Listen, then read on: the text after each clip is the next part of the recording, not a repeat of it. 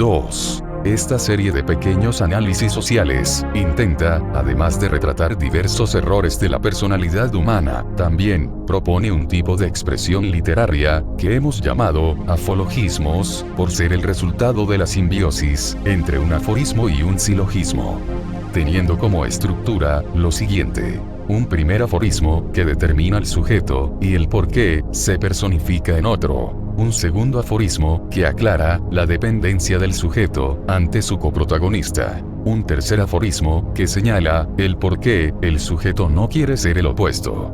Y un cuarto aforismo que establece el por qué debe aprender a ser como es su antagónico.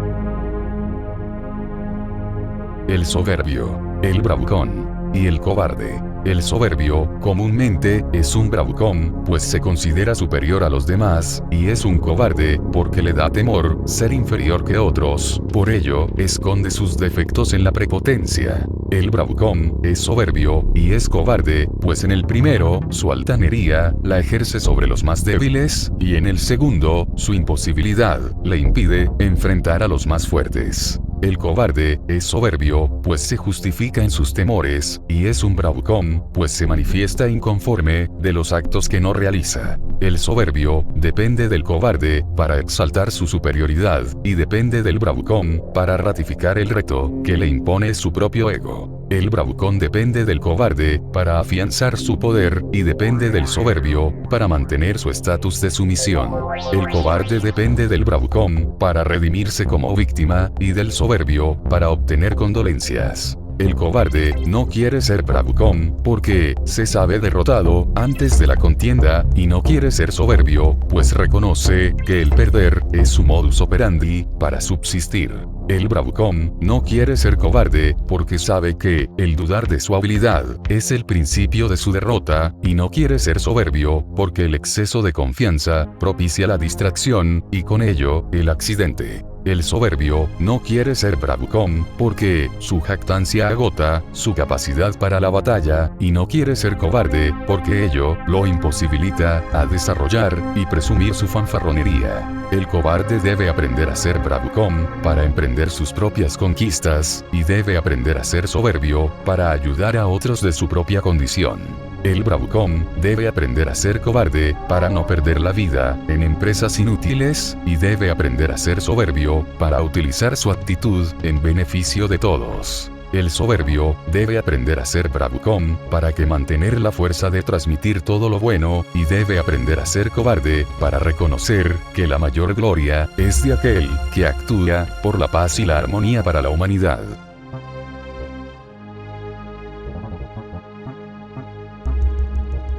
El sabio, el imprudente y el humilde.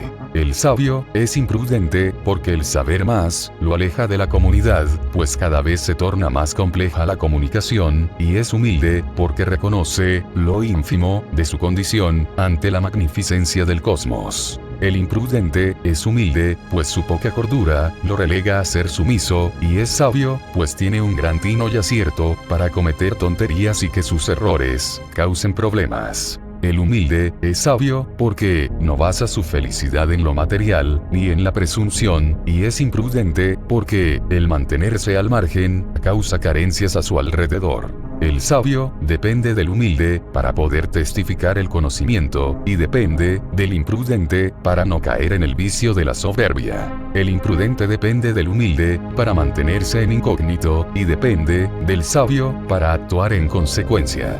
El humilde depende del sabio para que éste vele por sus intereses, y depende del imprudente, pues de los errores de éste, el otro llena sus arcas. El sabio no quiere ser imprudente porque la ignorancia no le permite crecer, y no quiere ser humilde porque ello le coarta su ego. El imprudente no quiere ser sabio porque le impone una responsabilidad que no está dispuesto a cargar, y no quiere ser humilde, pues ello le supone lo llevará a la miseria. El humilde no quiere ser imprudente porque sabe que de serlo se encontraría indefenso ante cualquier complicación.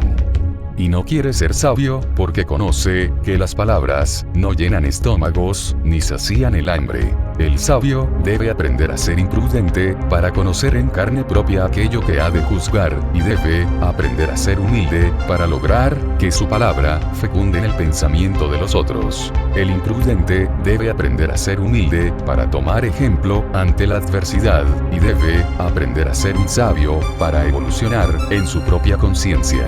El humilde debe aprender a ser imprudente para tener el arrojo de buscar un mejor porvenir sin cometer desatinos, y debe aprender a ser sabio para mejorar la calidad de vida de él mismo y los suyos.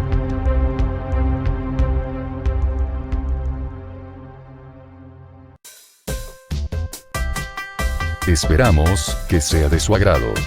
Julio Ferrá les desea lo mejor.